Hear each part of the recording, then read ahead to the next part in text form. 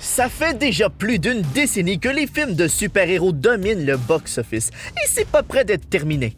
Avec les X-Men, les Avengers et la Justice League, on est certain d'avoir du stock à aller voir au cinéma jusqu'en 2076 au moins. Et c'est bien correct comme ça, parce qu'on sait que vous, les topcycleurs et topcycleuses, vous tripez autant que nous sur les histoires d'origine touchantes, les méchants diaboliques, les armures semi-sexy et surtout les scènes de bataille.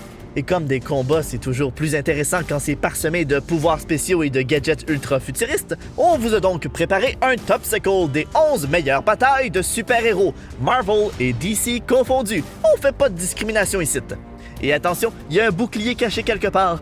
Commentez en bas quand vous l'aurez trouvé. Avez-vous vu Capitaine America à la guerre civile? Voyons, qu'est-ce que je demande là? C'est sûr que vous l'avez vu, vous êtes des geeks comme nous! Alors vous savez qu'on aurait probablement pu faire un Topsicle complet juste des meilleures scènes de bataille dans ce film-là. C'était pas facile de choisir, mais on y va pour la poursuite entre Black Panther et Bucky. On a droit à un combat 1 contre 1, mais aussi à une poursuite en voiture complètement malade. En plus, quand on sait que Black Panther fait ça parce qu'il pense que Bucky a tué son père, l'enjeu est encore plus important. Ok, on va mettre une chose au clair. Ici, chez Topsicle Cinéma, on n'a pas de parti pris entre Marvel et DC. Mais il faut dire que jusqu'à maintenant, les films de Marvel sont un petit peu beaucoup meilleurs. C'est pas de notre faute, hein? Batman vs Superman n'a pas eu les meilleures critiques. Hello, darkness, my old friend. Surtout parce que le film était très long, que l'apogée de la bataille finale, c'était deux dudes qui réalisent que leurs mamans ont le même nom, et que certaines scènes d'action étaient tout à fait incompréhensibles. Ce qu'on ne peut pas dire de la scène où Batman pète sa coche et tue tout le monde dans un entrepôt sombre. Ça c'était clair. Ouais.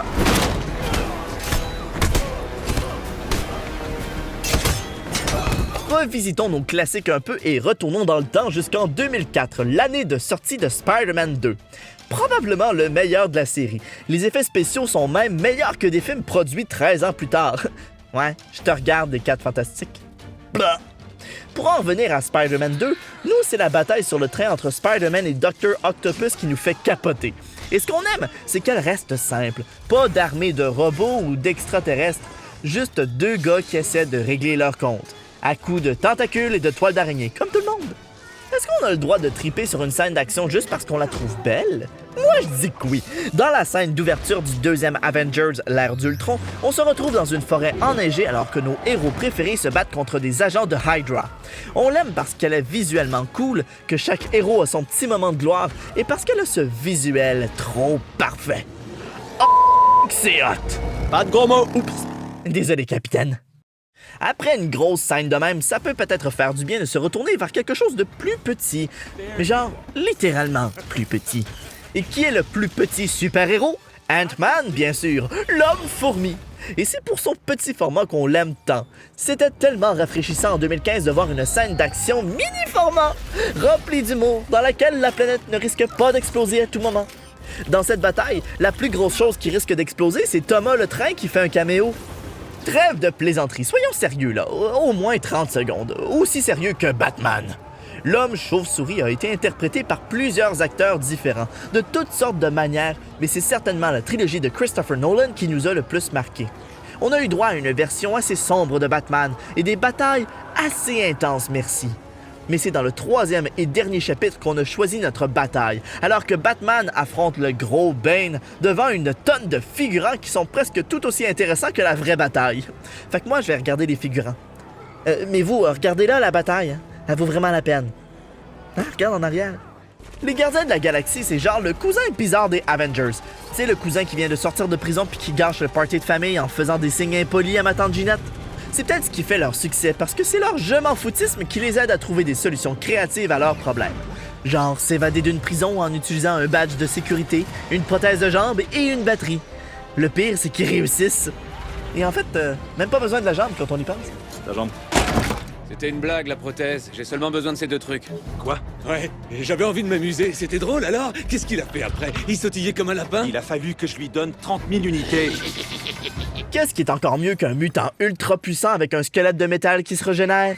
Deux mutants ultra puissants avec un squelette de métal qui se régénère et qui s'affrontent! Dans Logan, Wolverine, le X-Men préféré de tous, doit se battre contre un clone de lui-même. Et ça donne exactement ce que vous pourriez imaginer. Beaucoup de coups de griffes, du sang et ça finit tout croche. Mais c'est malade! C'est probablement la bataille la moins équitable de tout notre Topsicle parce que c'est de loin une des plus cool, mais que techniquement, c'est pas une bataille. Tu sais, parce que pour avoir une bataille, il faut que les deux parties puissent se défendre. Et oui, on parle bien de X-Men, Jour d'un avenir passé, et la fameuse scène où Quicksilver maîtrise la sécurité de la Maison-Blanche. Mais pourquoi vous en parler alors que la scène parle très bien d'elle-même? I would spend them with you. J'ai jamais eu autant envie de m'acheter une veste argentée de toute ma vie. Le plus grand succès de 2017, le film d'origine de super-héros à avoir fait le plus d'argent de tous les temps, Wonder Woman a été la surprise de DC et on ne pourrait pas être plus content chez Topsicle. Enfin, un film de super-héroïne! Il était temps! Et clairement, Diana n'a rien à envier aux autres messieurs de sa bande. Elle peut se défendre, gagner des guerres et sauver tout le monde en une seule journée. Elle peut aussi arrêter des balles de fusil en ayant l'air tellement cool. Et en plus, cette chanson thème qui donne des frissons.